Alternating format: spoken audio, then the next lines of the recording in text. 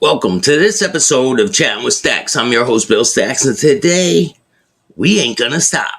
I don't give a shit. You're not gonna stop me. You're not gonna hold me back. I don't give a shit. What's good with everybody? Shy Hooker, what's good with you?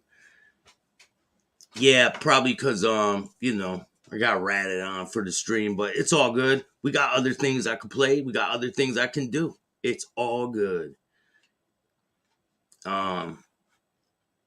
So they ain't ever gonna stop me, man. Even if they shut my channel down, I'll just make a new one and keep it moving. I wouldn't give a shit. So I got some videos to show you some other shit. Forget about it.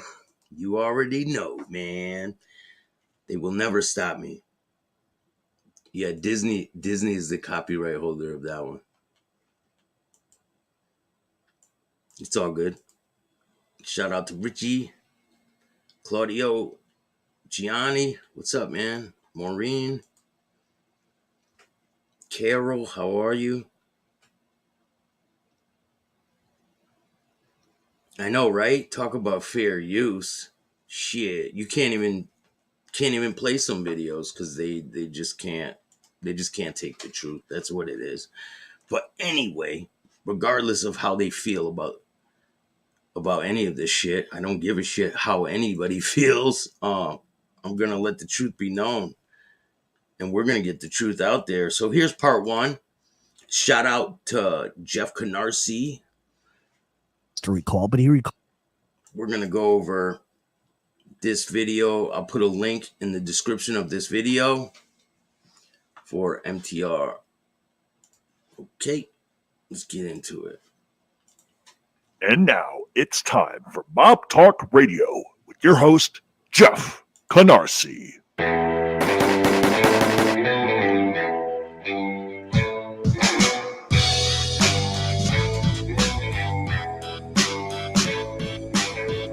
Was the fact that Gravano was very much involved in the narcotics trade. We talked about the shipping vessel where it was publicly noted by multiple informants, Al Diarco, the Conti letter, that Gravano actually was involved in that shipment of cocaine.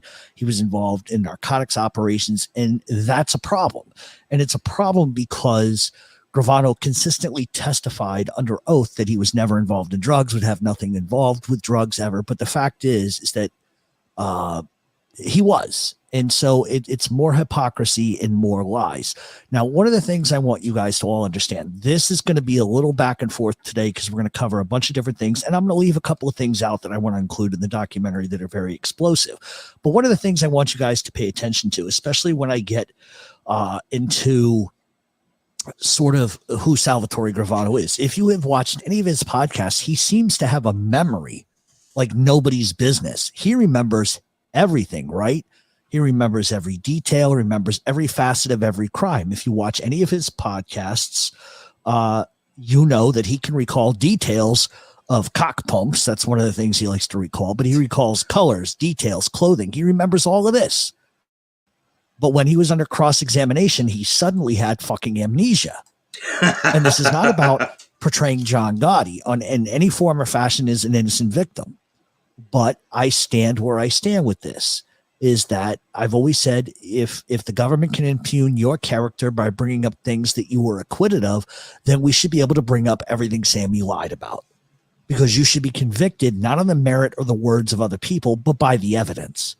And there's a lot of suggestions that Gleason, who was the prosecutor at the time, knew Gravano had committed other murders. He knew Gravano had lied. He sat and withheld evidence about the drug connection. Let me say one thing, though. Gravano made a deal for the 19 murders, right? But if there's one murder that he didn't talk about, if there's one murder he gets tripped up on, and you never know, they don't stop with the murder thing. So they could come back at him and get him for one of the murders. I don't think he realizes that shit. And they did that because they knew it would cause a problem with the jury. So I'm going to read portions of some things today.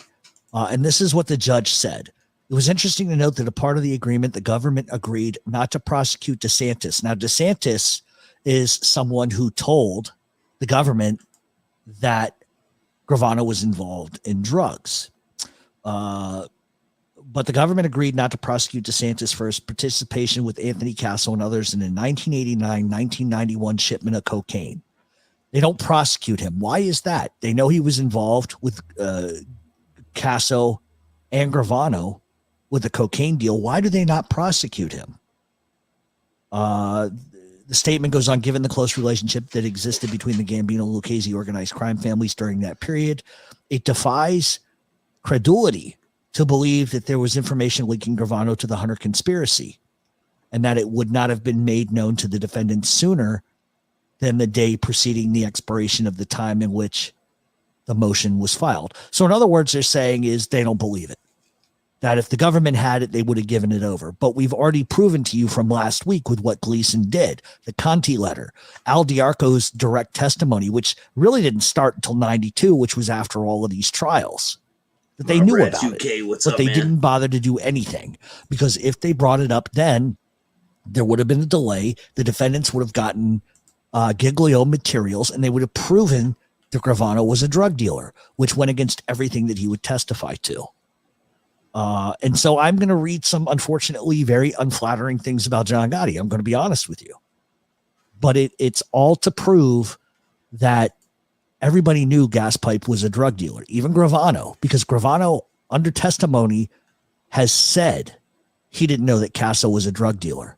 But I have wiretaps that are going to prove other. John Gotti, they can pick one out with Gaspipe's boat got caught in Howard Beach in Freeport.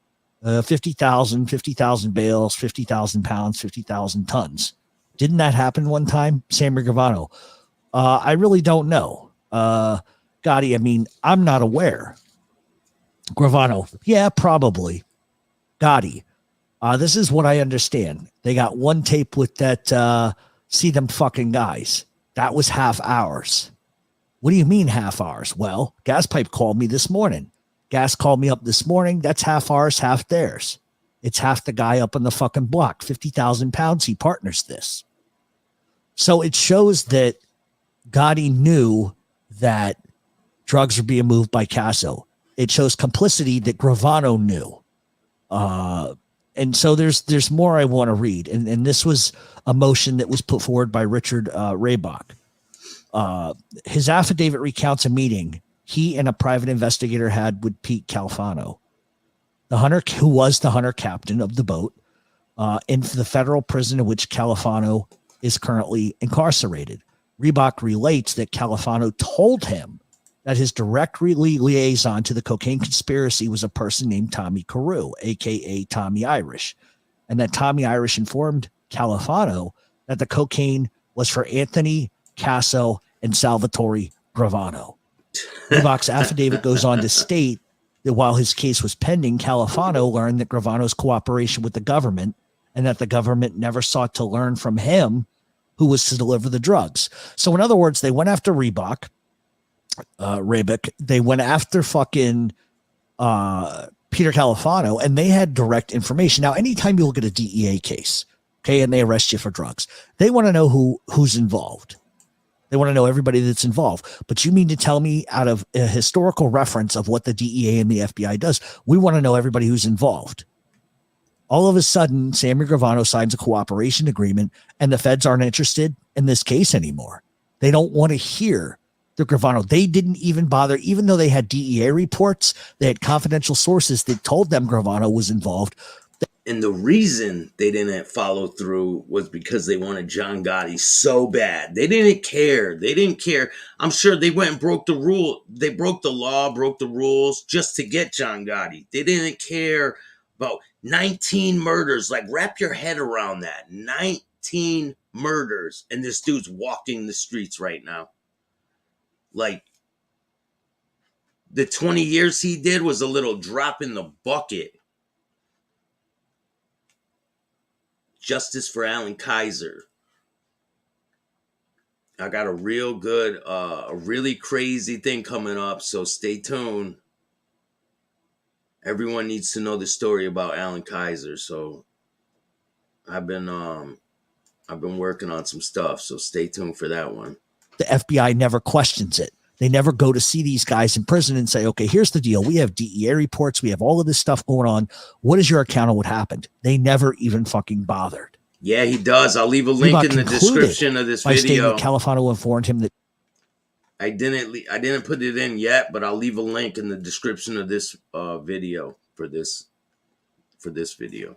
Tommy Irish is completely familiar with the participation of Gaspipe Casso and Salvatore Gravano in the Hunter affair, and that he and Califano is responsible for further discussion of the matter. Shout out to B1. They never, ever questioned them. So if everybody's screaming Gravano was involved with Casso and they're going to go after Casso eventually, why not ask the question? It's just a little bit strange. There were DEA reports, there were photos, there was all kinds of things that tied Gravano directly to that case. But once again, the government sat on it. Gleason had those affidavits, and he didn't bother moving on them until after John Gotti was convicted. And there's a reason for that. Let's see. So there were also several murders, okay, that Gravano was convicted of and conspiracy of. What I'm going to do is read you the list of the people that Gravano was convicted of murdering. Okay. Louis DeBono, Eddie Garofalo, Tommy Spinelli, Wilfred Johnson, Francesco Oliveri. Remember that name because that's going to come up again. Okay. Laborio Molito, Robert DiBernardo, Mikey DeBat, Nicky Maramondo, Paul Castellano, Tommy Bellotti, John Santiago, Jackie. Remember when I told you he murdered a kid named Jackie who was homosexual? Remember when I told you that? He was charged with that murder, so he can't deny he didn't do it. Wow, I didn't know that one. Frank Fiala, Frank Scilatano, John Simone, Nicky Scabetta, Alan Kaiser. What do you hear? What do you say? Now, let me make a point about Alan Kaiser really quick. Originally, when this murder list, this hit list came out, Alan Kaiser was not provided in that list. It was a John Doe. And the reason why that happened was because the FBI did not want to release to the public that he had killed a child, a 16-year-old. And they didn't because they didn't want that coming up at trial. And that is 100% correct. If you know, he still tries to avoid it. So he blamed Alan Kaiser for his own death. He said that Alan Kaiser committed suicide for running after the person with the gun. And how do you do that? You say that you didn't kill a kid, but you admitted to it, that he ran after the gun, the person with the gun. So what's the truth, Mr. Gravano, with your bullshit? You killed Alan Kaiser. You did. And you try to put it off on Louis Molito. You're a fucking liar, Sammy. Because if you tell a jury that he killed a child, it's lights out. They're not going to believe anything he has to say. So for 10 fucking years, he was just John Doe. That's the respect the FBI gave to the Kaiser family. He's just a John Doe. No, you're definitely correct, Lee. Nadu is not no mob historian or none of that. He's just a fat turd with a computer. He's a fat loser, just like FBI.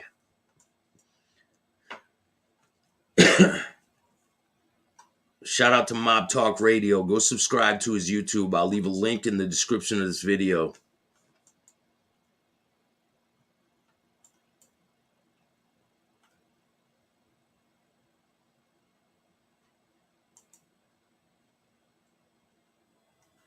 Let's get back to it. And it wasn't until 30 years later, really, that information even came out. And then you look at everybody that covers Gravano and all of this fucking nonsense. They never mention Alan Kaiser. Nobody ever does. NBC, ABC will put him on TV and never question him about the murder of a child. But it wasn't until Angel Gotti, myself, Joy Faraci started hammering Gravano that he felt that he needed to address it. And rather than address it like a man, he blamed it on somebody else, said the kid was a junkie. He ran towards the car. What are you going to do? Well, why is a 16-year-old without a weapon something you fear? So you said Nadu paid big money for Sammy interview. I won't give Sammy a fucking penny. That's why He won't come on my show because I will ask him the questions of what happened to Alan Kaiser. I don't pay for interviews. If you guys don't know, I've never paid a penny for an interview. Not saying that people's time is not important, but my time is just as important as anybody that comes on my show. I'm spending my time just like they're spending their time. So if he comes on, I'm going to ask him them hard questions, and he doesn't want that. He denied my interview. He wanted it to be scripted with a bunch of bullshit. And no, I'm not going for that shit. So You have a sawed-off shotgun. And that's not even how that murder was committed. he begged Gravano Barstools to pay conveniently for it. I'm remembers sure what he he did. wants. They weren't parked on the side of the road and there was an issue and the kid came running towards the car. No, what happened was they were driving down the street and they pulled over next to him, coaxed him to the car, and Sammy Gravano sat up and blew his fucking head off. That's the way that murder went down. Not the way Sammy says it did. Because at the time, Sammy Gravano had a broken foot. So he couldn't walk. So he lurched down on the fucking seat. And as soon as Alan Kaiser came next to the car, they threw some emails, Sean. Yeah, I did.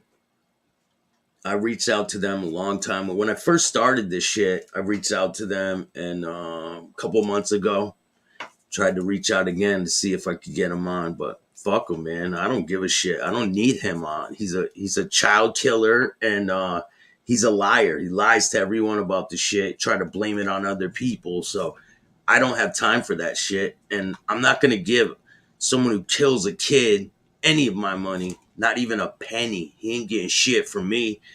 Anyone who buys a baseball bat or a fucking baseball from this disgrace should beat yourself with the bat. This dude's a scumbag. blew his fucking head off. And a mistaken identity. That's the lie that he perpetuates. And Gravano always talks about all of these murders he committed, but you're going to find out today that maybe he didn't. I personally believe he had multiple murders. I'm not going to tell you he didn't. But did you know he only admitted to pulling the trigger once to the FBI? Only once. Of course. And if that's the truth, which I don't believe it to be because he killed Alan Kaiser, which he blamed on Louis Melito, who was dead, very convenient. Very convenient. But if we are to believe, like the FBI says, he only committed one murder on his own, then he's got the same number John A. Light and some of these other rats have. He's not the prolific killer he wants you to think he is. But do I believe it's more than one? Absolutely. Absolutely. But the government allowed him to only admit to one murder he took care of himself? Are you fucking out of your mind? So there's a murder. There's the Cass murder. Gravano murdered Jules Cass on September 22nd of 1972 when Jules Cass resisted Gravano's attempt to rob him. On January 29th of 1996, Attorney Gleason states that until recently, I wasn't aware of that murder myself. I believe in redemption too, man. But when people act like they're still gangsters, still in the life, they act like they're still running shit, man. This dude still thinks he's the underboss of some shit. The Gravano crime family is what it is. If they're really about redemption and doing the right thing, why don't you acknowledge that you killed a child? Why don't you give some money to the victims' families? Why don't you pay it forward and try to help people instead of going up here and bragging how you got 19 murders and this and that? Come on, man. Get the hell out of here. He isn't sorry for anything. You're right about that, Michael. He isn't. He has no remorse. It's all about money. Sammy says he is the Don of the mob genre. He's the rat of the mob genre. He's the biggest rat in the world. He really is the biggest rat. He has no self-respect. And anyone who gives this man respect has no respect for themselves. Put it that way. Put this guy on a pedestal. He's fucking Schmeagle. Fuck out of here. Reported that it had allegedly interviewed Gravano concerning this allegation, and he denied any involvement or knowledge of the event. So right there in 96, they knew that Gravano was accused of that murder. They say they questioned him, but yet they really didn't. The Maui murder. There was another murder in which Gravano was involved but did not reveal. In 1975 and 1976, Gravano hired Steve Goodman to force Donald O'Malley to sign a document relinquishing half of his legitimate businesses. This is the part where Sammy Gravano wants to come and take other people's businesses. Just like his daughter exposed him on another show she was doing. She was talking about, oh, my father wanted to buy his business, and then all of a sudden my dad's friend comes up dead. Now, why is that, Karen? And then your dad owns his business. It's because he's a scumbag, and he was killing people for their businesses.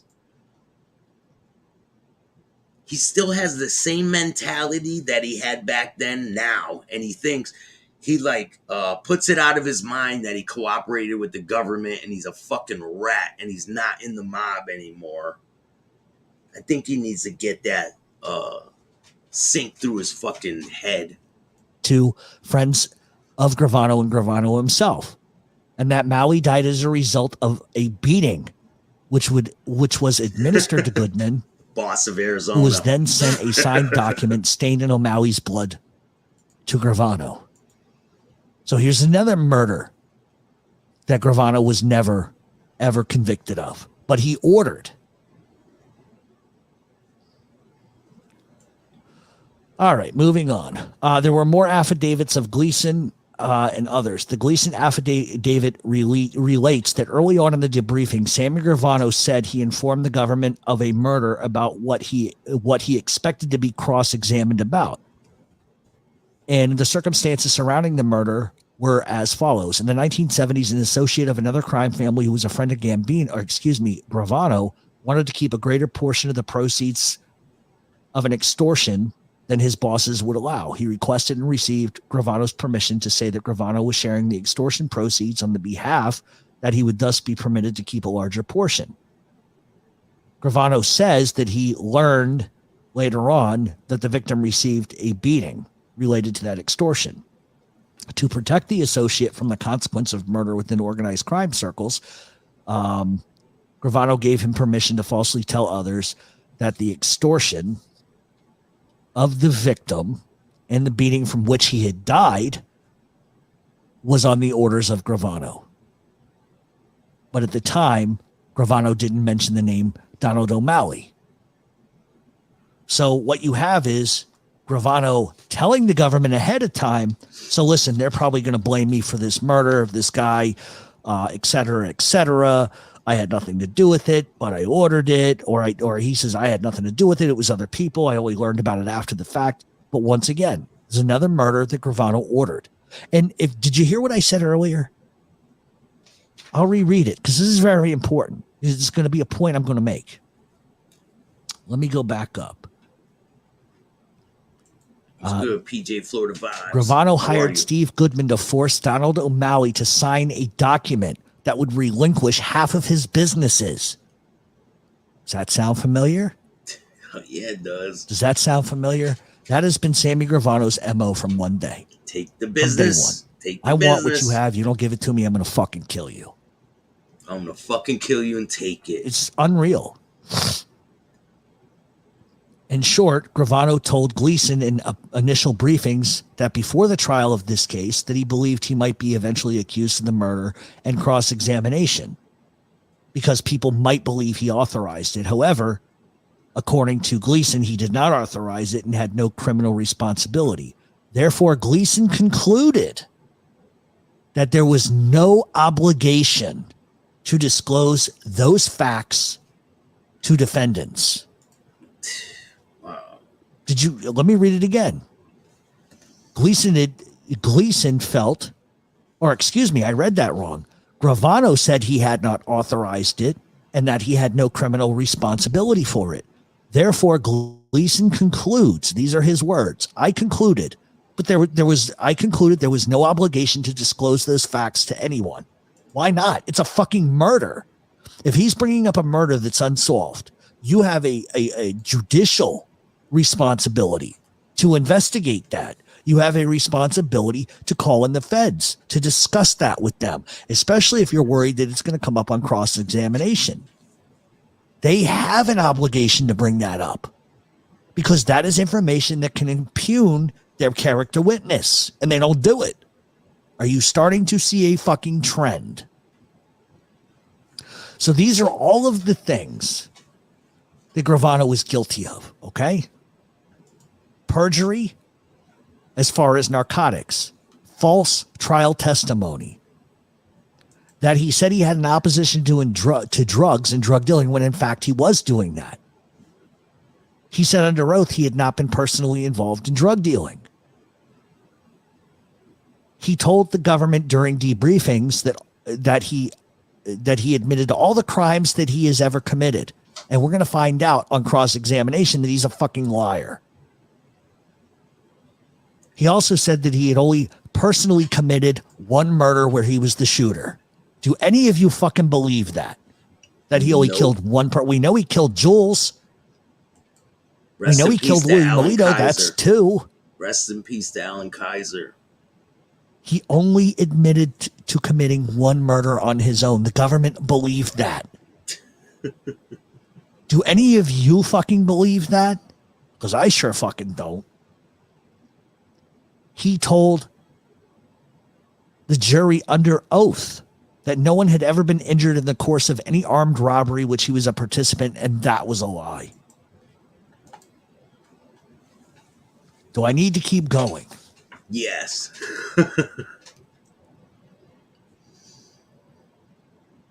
Yeah, so Big Paul probably did know him better. You want to talk perjury? When he testified that he admitted to the prosecution of all the murders he ever committed, he concealed the murders of Pete Inzarello, Eddie Wino, and a guy named Harold, whose last name was unknown, and who was also Nicky Carrazzo's son-in-law.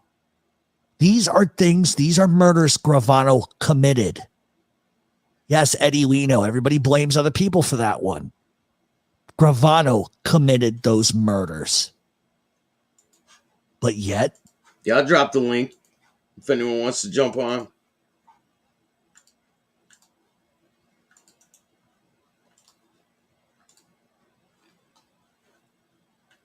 Let's get back to it. He didn't admit to any of those, but these are murders he committed. Then there was information that came from several inmates in federal prison who told New Jersey State Police that Gravano was involved in those murders. Multiple people came forward and said that Gravano was involved in the murders of Harold, Peter Inzarello, and Eddie Wino. And Harold. Why doesn't the government ask them questions? This information, Al Diarco said certain things. All of these people, you have 40, 50 people saying the same thing, coming out and saying, no, that's not right. And granted, you can make the argument, they were trying to help Gotti. Maybe they lied. Okay, I get it. You might get 3 or 4 that'll do that, but not 40 or 50. When all of these people... This is Mob Talk Radio. Go check them out. Go subscribe. I'm going to leave a link in the description of this video. Patsy Conti letter, Reebok, all of these things that came forward. The government just put under the fucking rug and didn't want to deal with them. The government failed to disclose Gravano's perjury concerning his alleged involvement in narcotics trafficking. We've already talked about it. Now I want to move on to something else. And I could have covered more there, but I want to move on to something else. Remember how I told you guys that Gravano's a lying sack of shit and he murdered people? He murdered people for their businesses. I'm going to go direct from transcripts. John Gotti. It's a big building. I don't know where. 6 million, 20 million, whatever the fuck it is. But from what, where are we going here, Frankie? Frankie, where the hell did these new companies come from? Where did these 5 new when did these 5 new companies come from? I mean, when Nazabik died, You were nothing. Louis had Gem Steel. You told me that the guy talked behind my back. Now you got Gem Steel. The other thing, you told me DB cried behind my back. Now you got all of his businesses. You got Bobby Sasso. Right there, he's talking about Salvatore Gravano. This is what pissed Gravano off. What Gotti is belly aching to Frankie Locascio about is, you know what? Gravano comes in and he tells me DB's talking shit behind my back. He's talking subversive. He's saying nasty things about me. Tell him I want to see him, which Gravano never does. And so when DB never shows up, what does Gotti do as a result? Kill him. He took Sammy Gravano's word. He's talking about Louis, Gem Steel. Louis owned a big business, Gem Steel, huge multi-million-dollar company. Gravano kills him and takes the fucking business. And Gotti's like complaining about it, saying, look, he's drawing a line with Frankie saying something doesn't add up. It's amazing. He's got all these new companies after he kills people. We're going to move further on. And this is proof. Gotti's talking to Frank Locascio. Yeah, but let me tell you, Frankie, there's creating and then there's creating. Now, look, Frankie, you want to put your head with fucking Sammy? You're too bright for that. DB, did he ever talk subversive about me to you? Locascio, never. Gotti, never talked it to Angelo. He never talked to Joe Piney. I took Sammy's word that he talked behind my back. Louis, did he ever say anything to any of you guys about me? Locascio, never. Gotti, I took Sammy's word, Louis DeBono, and I sat with this guy. I saw the papers and everything. He didn't rob nothing. You know why he's dying? He's going to die because he refused to come in when I called. He didn't do nothing else wrong. Because what Gravano had told Gotti is that Louis DeBono was stealing money from them. He was stealing money from them. And Gravano also told Gotti he was talking subversive behind everybody's back. And he's realizing right now, and it's too late because he's being recorded, he's realizing Gravano has lied to him about everything. That's huge. And I'm not justifying what Gotti did as a result. But when you're told certain things from a guy who's allegedly a higher up, he's talking shit about you, he's robbing you, he's not telling you what he's making, all lies. Gotti checked. He checked with everybody. And the paperwork came back that Louis DeBono wasn't doing shit to Gotti. And this is Gotti lamenting that he made a huge mistake believing Gravano. Damn. You guys heard it here first. Well, you heard it here second. Shout out to Mob Talk Radio. I'm going to leave a link in the description of this video. I'm going to be dropping a video tonight. It is close to one of the first videos I ever did with Mr. Ramundi. So check that out. I'm putting the link in the description right now to Mob Talk Radio. So go check out that video.